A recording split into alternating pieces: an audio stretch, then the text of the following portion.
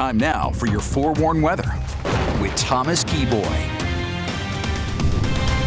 Good morning, Utah. Happy Wednesday. We are halfway through the work week, and as we go through the next couple of days, our weather will be a little bit unsettled thanks to a couple of weak systems clipping the northern half of the state. We do have a few light showers out there this morning. Seen a few light showers throughout Cache County, mainly favoring the high country. We also saw a little bit in the way of light showers in Utah County and Wasatch County earlier. Looks like that's come to an end, but we are tracking, I'd say, some steadier showers working their way through Castle Country into the Uinta Basin, and those showers really look like they extend down through central Utah into portions of Beaver and Millard counties.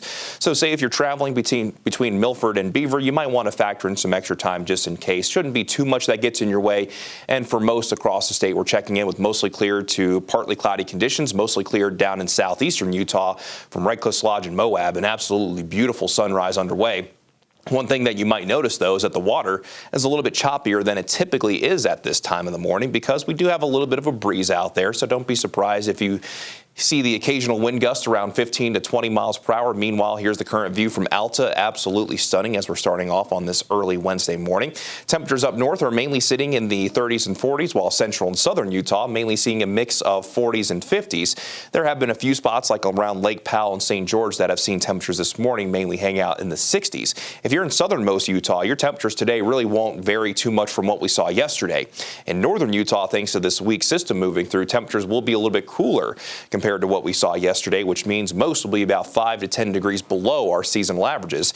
And if we're going to find wet weather in northern Utah, it's mainly going to be during the first half of the day, and then by the afternoon we'll check in with mostly sunny to partly cloudy skies with temperatures along the Wasatch Front hanging out this afternoon mainly in the low to mid 50s, and I would say that's good for sweater weather throughout most of the day. Maybe a jacket first thing this morning will be the best thing to have as you head out the door. Your regional forecast will see those daytime highs up north mainly in the 40s and 50s, while in central and southern Utah, daytime highs will mainly vary in the 50s and 60s. Then as you get into the southernmost portion of the state in the lower elevations, we'll see a few spots in the 70s and 80s. We'll go ahead and zoom things in here for a better perspective. Daytime highs along the Wasatch Front, mainly in the mid 50s, and you'll notice that it will be turning a little bit chilly tonight. We actually could see a few spots like in Utah County drop to around freezing, which is why we do have a freeze watch in place. Meanwhile, Park City will see a daytime high of 45 and will drop into the mid 20s tonight. In central Utah, daytime highs mainly in the 50s and 60s, while Green River gets to 71. And then down in southern Utah, we'll see daytime highs mainly in the 60s and 70s here, as St. George and Lake Powell see daytime highs in the low 80s.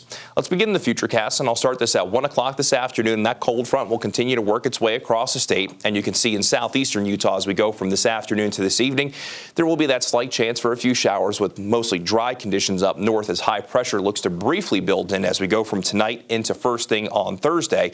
Throughout most of the day tomorrow, we'll check in with mostly sunny to partly cloudy skies once again. However, from Thursday night into Friday, our next system will move in. I think this futurecast is a little bit too fast on the timing when it comes to the system, but it will show between Thursday night and Friday morning. We'll have at least a slight chance for showers across the northern half of the state. Even though this system will move through, won't have much in the way of cooler air. So temperatures tomorrow will be pretty similar compared to what we get on Friday, which will be just a little bit warmer compared to what we find out there today. Let's put it all into motion on the upper level futurecast. Here's the first system that's clipping northern Utah today, and here comes the second one on Friday.